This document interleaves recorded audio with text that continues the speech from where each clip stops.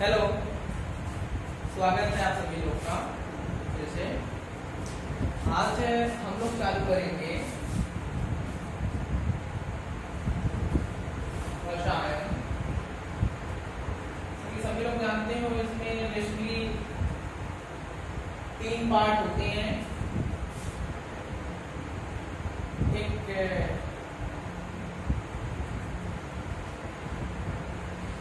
Organic, एक organic और एक फिजिकल, अकार्बनिक, कार्बनिक और भौतिक। अकार्बनिक, कार्बनिक और भौतिक रसायन। तो 11 में जैसे तुम लोगों ने पढ़ा होगा, इसमें बिल्कुल परिचित हो गए कार्बनिक रसायन से। इसमें कार्बन और हाइड्रोजन युक्त यौगिक मिलता है, जिसको हम हाइड्रोकार्बन कहते हैं। क्या कहते हैं? हाइड्रोकार्बन। इसलिए हमको वही वहां पे ज्यादा मिलता है, हाइड्रो। तो आज उसी क्रम में मैं फिलहाल हाइड्रोकार्बन के आगे स्टार्ट करूंगा। 11 में तुम लोगों ने एल्केन पढ़ा होगा, एल्कीन पढ़ा होगा, एल्काइन पढ़ा होगा। अब 12 में 2 किताबें हैं तुम लोग की रसायन की, भाग 1 भाग 2। तो हम कह सकते हैं कि आज हम लोग भाग 2 चालू करेंगे। तो भाग 2 में हम लोग का प्रथम अध्याय है, वो हमारे लिए प्रथम है, लेकिन किताब में अध्याय 10 के नाम से है। अध्याय 10, इसका नाम क्या है? Halo alkane. क्या है? हेलो एल्केन तथा हेलो एलीन।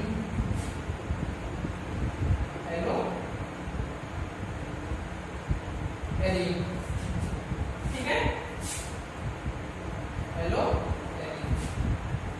तो 2 नाम से हमें परिचित होना है, एक तो हेलो एल्केन और एक हेलो एलीन। अच्छा,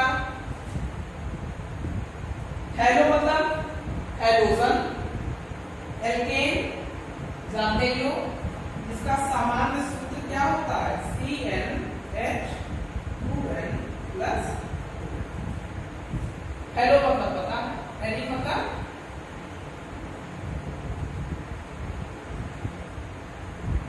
बेंजीन, ठीक है? तो दोनों नाम से मैंने परिचित करा दिया। अब हेलो एलीन मतलब क्या है? इस पे हेलोजन जुड़ गया।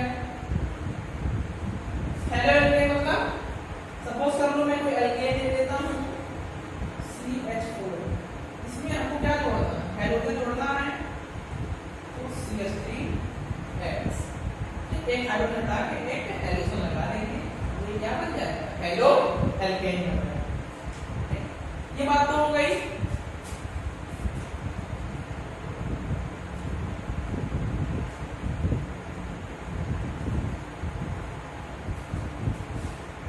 आगे की बात करते हैं।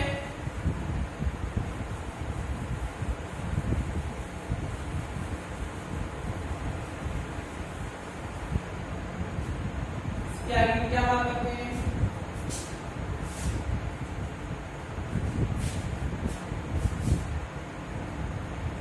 अब हेलो एल्केन को हम कई तरीके से बांट सकते हैं, जैसे मोनो, डाई, ट्राई,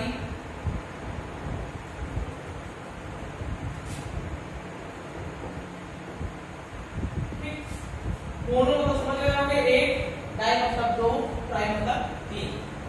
तो मैं इन सबका एक उदाहरण भी लिखूंगा, देख लो।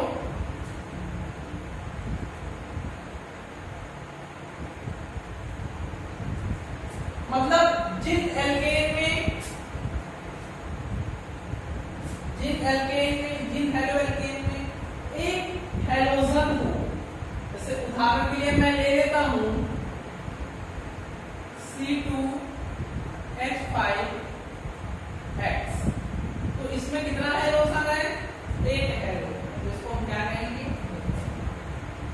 डाई के लिए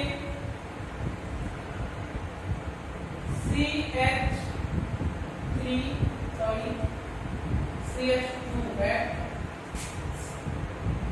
CH2X। अब देखो इसमें कितने हाइड्रोजन आ गए, एक और एक, दो। ट्राई के लिए मैं लिख सकता हूं C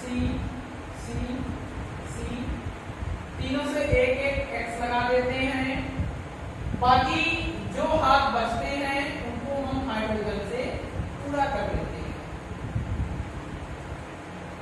यहाँ पे दो बने तो दो लगाए, यहाँ पे तीन बने तो एक लगाए, यहाँ पे दो बने तो हमने दो, तो मोनो डाई और ट्राई। ये तुम्हारी बात हो गई हेलो एल्केन की। वैसे ही हेलो एल्केन में कर लेना। हेलो एल्केन में कैसे करेंगे, इसमें भी मोनो डाई ट्राई मैं उदाहरण के लिए लिखता हूं। जैसे हमारा मोनो ये हो गया, एक हेलोजन लगा हुआ है, मोनो हेलो एल्केन।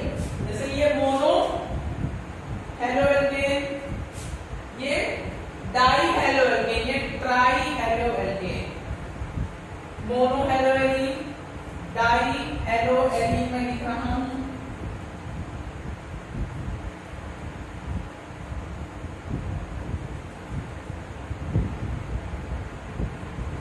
ट्राई तुम्हारा हो गया डाई, हम क्या लेंगे ट्राई। अब खुद बना सकते हो ट्राई। अब क्या लगा दो, तीन हाइड्रोजन लगा दो एलीन से, क्या हो गया ट्राई हेलो।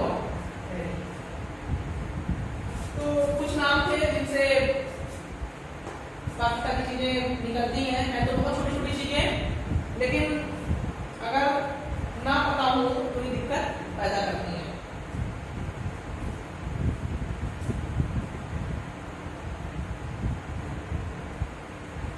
अभी इसके बाद भी हमें कुछ वर्ग और बांटने हैं, वो भी बांट देते हैं।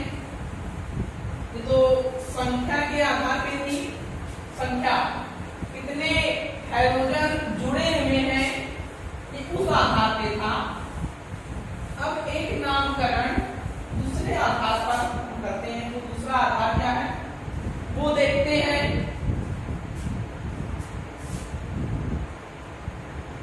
इसका पहला भाग हेलो एल्केन, हेलो एल्केन। इसको हम एल्केन हैलाइड भी कहते हैं। क्या कहते हैं, एल्केन हैलाइड भी कहते हैं। तो हेलो एल्केन मतलब सिंपल है, मैं उदाहरण लिख देता हूं। एक उदाहरण, दूसरा ले लो, ये भी क्या है तुम्हारा हेलो एल्केन। तीसरा कई सारे ले सकते हो, C5H11X, ये भी हमारा हेलो एल्केन है। कई सारे उदाहरण हेलो एल्केन के ले सकते हैं।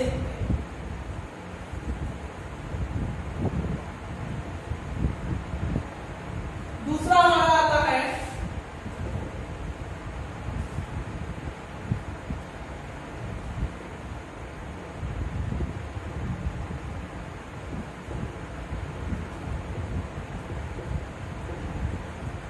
एल्किलिक हैलाइड। क्या आता है, एल्किलिक हैलाइड। एल्किलिक हैलाइड का क्या मतलब है ये भी समझते हैं। सीधे उदाहरण लेंगे, उदाहरण से चीजें बेहतर तरीके से समझ में आती हैं, क्योंकि इनके बारे में बहुत विशेष नहीं पूछा जाता है। रिएक्शंस में नाम दे दिया जाता है, प्रोडक्ट के बारे में पूछा जाता है, उस वजह से हमको नाम पता होना चाहिए कि एल्किलिक हैलाइड हमारा होता क्या। चलो हम एक उदाहरण लेते हैं।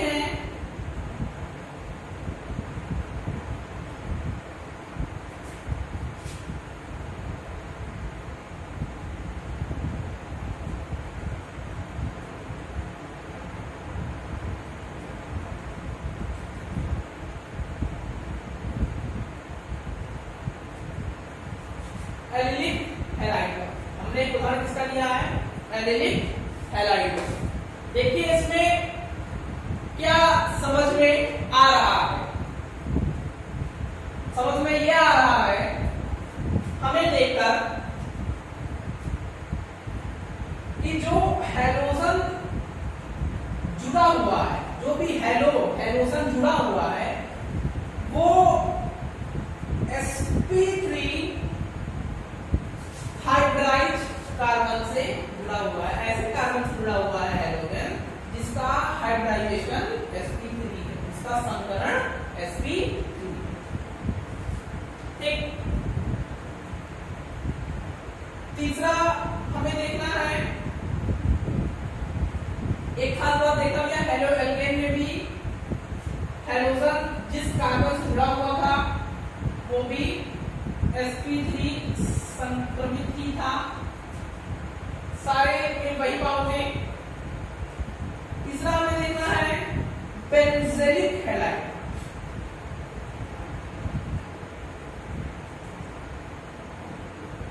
तीसरा हमें देखना है बेंजेलिक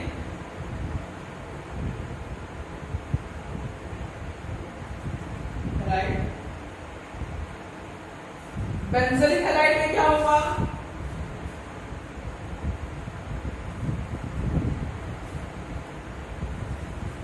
बेंजीन छुपा हुआ है इसमें। मैं ये नहीं कह रहा हूं कि भैया नाम वैसे याद करना है, मैंने अगर किसी चीज में कोई प्लस चीज दिखती है उसको हमको थोड़ा एब्जॉर्ब करनी नहीं चाहिए, याद रखना। इससे कोई हम आर जोड़ देते हैं एल्केन समूह, तो एल्केन समूह हम सपोज करो CH2 जोड़ देते हैं। अभी कार्बन के पास एक वैलेंसी है, इसका एक हाथ खाली है, एक और 2 3 बना है, एक हम जोड़ देते हैं हैलोजन से। इसमें भी खास बात क्या है कि जो हैलोजन जुड़ा हुआ है कार्बन से, उस कार्बन का संक्रमण क्या है, तो तीनों चीजों में एक ही चीज कॉमन है, चाहे वो हेलो एल्केन या एल्किल हैलाइड हो, चाहे वो एल्किल हैलाइड हो, चाहे वो बेंजीन हैलाइड हो, सब में कॉमन यही है कि जो हमारा हैलोजन जुड़ा हुआ है, जो हमारा हैलाइड जुड़ा हुआ है वो sp3 संक्रमित कार्बन से जुड़ा है। चलो फिर हम चौथी चीज पे आते हैं।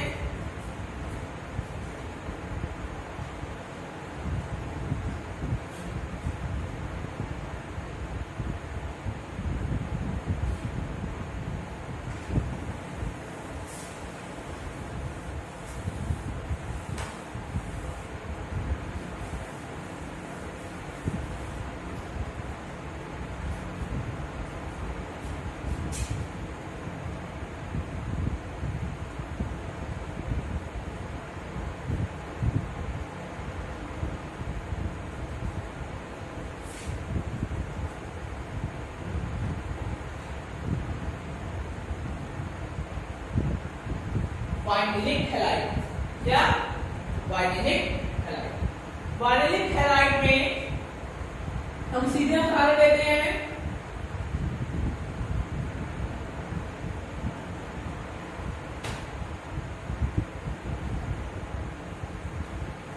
ध्यान से देखना, यहाँ पे हैलोजन X मतलब तुम क्या बोल सकते हो भैया, अभी तक तो मैंने क्लियर नहीं किया क्योंकि मुझे उम्मीद थी कि 11 में बिल्कुल लास्ट क्लास में पढ़े हो, याद होगा हैलोजन HCl Br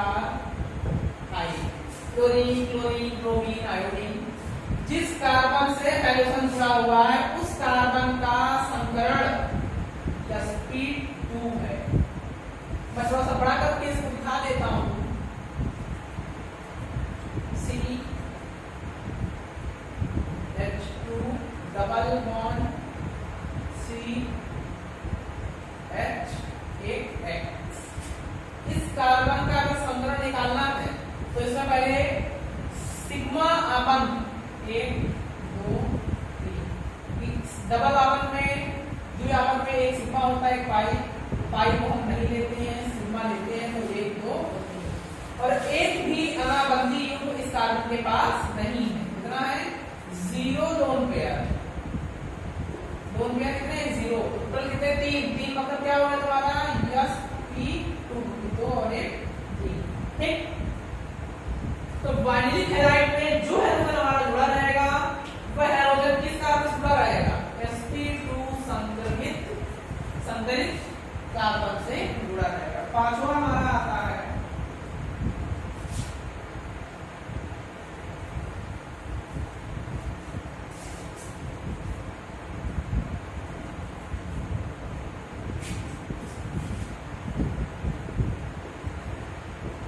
एरिल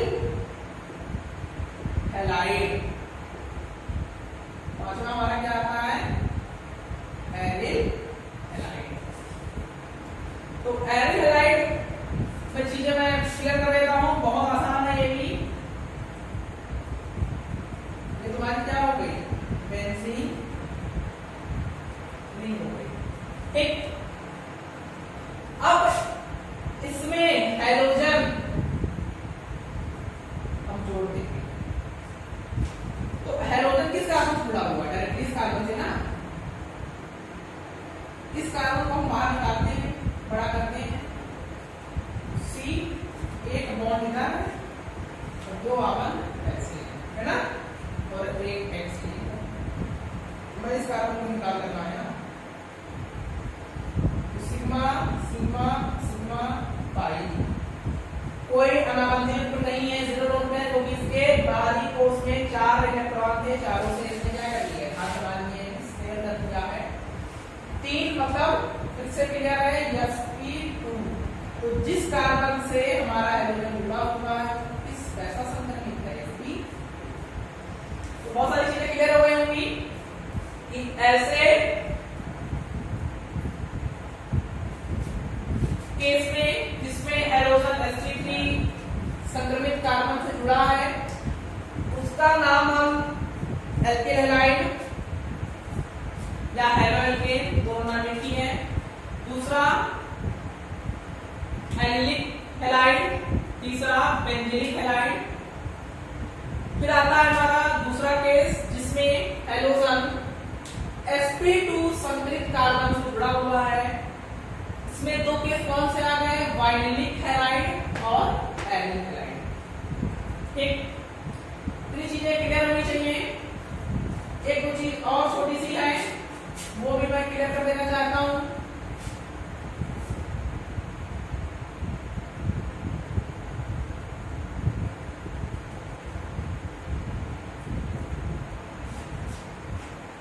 यदि हैलोजन, दो हैलोजन एक ही कार्बन पर जुड़ जाए तो इसका हम क्या नाम देंगे? और वही हैलोजन अगर अलग अलग कार्बन पर जुड़े तो उसका क्या नाम हम देंगे? कॉमन नेम, सामान्य नाम क्या देंगे? ये हमारे कोर्स में है, हमें थोड़ा सा इस पे जोर देना है। ये तो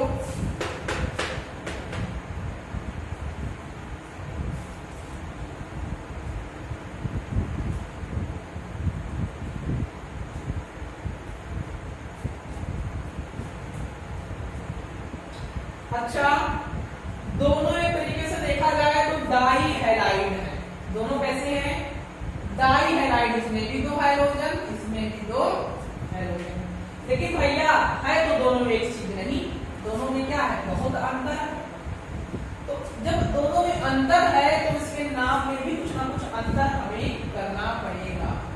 तो भैया एक चीज तो दोनों में कॉमन है, क्या?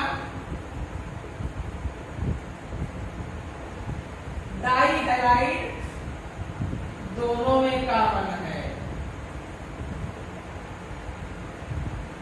है तो दोनों डाई हैलाइड। ये बात तो पक्की है ना? है तो दोनों डाई हैलाइड। देखो, है तो दोनों डाई हैलाइड, लेकिन नाम में अंतर इतना करना है हमें कि इसको हम बोलेंगे जेम डाई हैलाइड और इसको हम बोलेंगे विक डाई हैलाइड। ये हो गया जेम डाई हैलाइड, ये हो गया विक डाई हैलाइड। एक इंपॉर्टेंट चीज है, इस वजह से इसको बतानी पड़ी, वरना नामकरण में दिक्कत हो सकती है। एग्जाम में पूछ लिया जाता है तो बताओ जब डाइहैलाइड का निर्माण करना है तो किस प्रोसेस से करोगे, या मिक्स डाइहैलाइड का निर्माण करना है तो किस प्रोसेस से करोगे।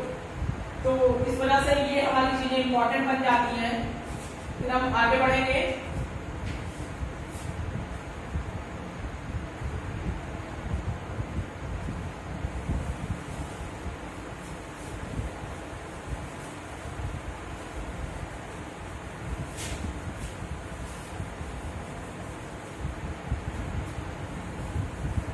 नाम से तो काफी क्लियर हो गए होंगे।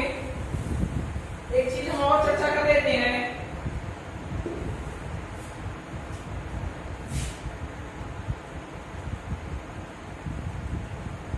हेडिंग डाल लो।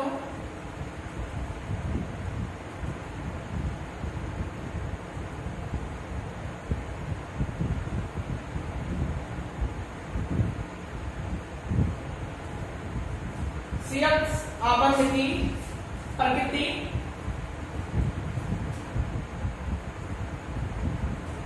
भैया एक चीज क्लियर होनी चाहिए कि हेलोजन चाहे वो फ्लोरीन हो, चाहे वो क्लोरीन हो, चाहे वो ब्रोमीन हो, चाहे वो आयोडीन हो, कोई भी हेलोजन हो, उन सभी की विद्युत ऋणात्मकता कार्बन से अधिक है। उनका केस मैं बोल सकता हूँ फ्लोरीन क्लोरीन के नजरिए, ब्रोमीन के नजरिए से तो भाई बहुत अधिक है हेलोजन्स की कार्बन की अपेक्षा। तो एक चीज तुम समझ गए होंगे कि इसके ऊपर क्या आएगा, आवेश। इसके ऊपर आंशिक ऋणावेश, इसके ऊपर आंशिक आवेश। मतलब ये बॉन्ड कैसे हो जाएंगे, ध्रुवीय हो जाएंगे। कैसे हो जाएंगे, ध्रुवीय। तो जैसे ही हाइड्रोकार्बन में हाइड्रोजन आता है वो आपन में या कह सकते हो यौगिक को क्या बना देता है, ध्रुवीय बना देता है।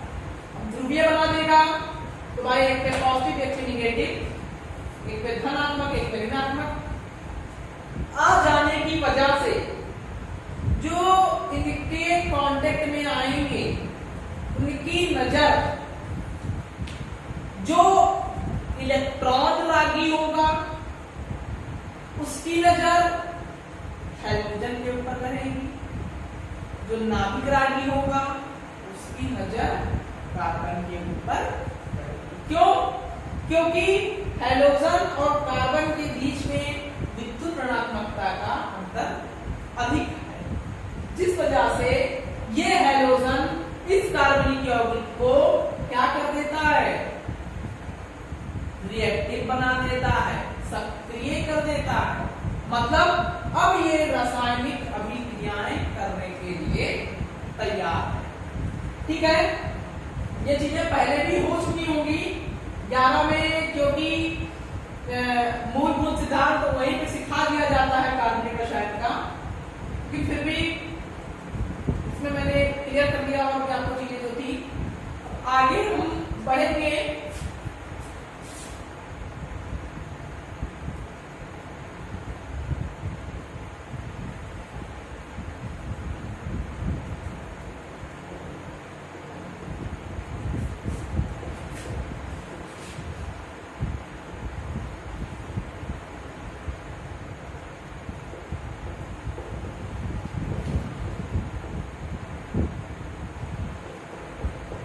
एल्केन के विरचन की विधियां, हेलो एल्केन के विरचन की विधियां।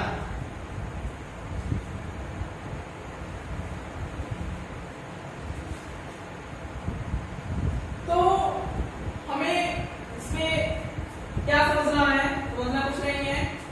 विरचन मतलब इसको बनाने के तरीकों को हमें,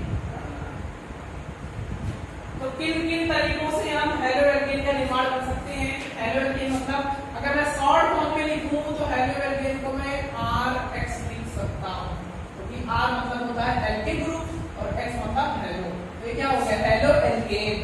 क्या हो गया, हेलो एल्केन। तो पहली विधि हम देखते हैं ROH की अभिक्रिया। जब हम HX से कराते हैं किससे कराते हैं? HX से कराते हैं। ZnCl2 की उपस्थिति में तो हमें RX प्राप्त होता है प्लस जल निष्कासित हो जाता है, H2O निष्कासित हो जाता है। मतलब देखो इसको मैं अगर लंबे रूप से बोलूं, तरीके से बोलूं तो क्या बोलूंगा? अल्कोहल, ये तुम्हारा क्या है? अल्कोहल। सभी पिछले क्लास में पढ़े होंगे, R से जुड़ा OH क्या कहलाता है? अल्कोहल। क्योंकि ये कैसा समूह है? अल्कोहल समूह है। और ये तुम्हारा हाइड्रोजन हैलाइड है। क्या है? Hydrogen halide. तो मैं ऐसे बोलूंगा, जब अल्कोहल की अभिक्रिया हाइड्रोजन हैलाइड से जिंक क्लोराइड की उपस्थिति में कराओगे तो तुम्हें उत्पाद के रूप में हेलो एल्केन या एल्किल हैलाइड प्राप्त होगा, साथ में जल भी निष्कासित होगा। तो हमारा मेन प्रोडक्ट क्या है? RX। हम जल बनाने के लिए रिएक्शन करा नहीं रहे थे, हमारा मेन प्रोडक्ट क्या है? R। तो वो हमें क्या होगा? प्राप्त होगा। दूसरी विधि हम देखते हैं, ROH की अभिक्रिया PCl3 से कराते हैं। इसी में मैं एक और लिख देता हूं, ROH की अभिक्रिया PCl5 से कराते हैं। दोनों ही केस में हमें क्या मिलता है? यहां पे तुम्हें RCl मिलेगा, साथ में H3PO3 प्राप्त होगा। जब इसकी अभिक्रिया PCl5 के साथ कराओगे तो हमें यहाँ पे RCl POCl3 प्राप्त होगा, साथ में इसमें हमें HCl भी मिलेगा। रिएक्शन बैलेंस हमें करनी है तो वो हम कर ले रहे हैं। ठीक है, यह रिएक्शन बैलेंस हो गई, ये भी हमारी रिएक्शन बैलेंस हो गई। अच्छा, आप देखो इसको मैं अगर ऐसे बोलूं, अल्कोहल की अभिक्रिया फास्फोरस ट्राइक्लोराइड या फास्फोरस ट्राइहैलाइड के साथ कराने पर हमें क्या प्राप्त होता है? RCl एल्किल क्लोराइड या नहीं क्लोराइड X लिखना है तो एल्किल हैलाइड, साथ में H3PO, साथ में H3PO।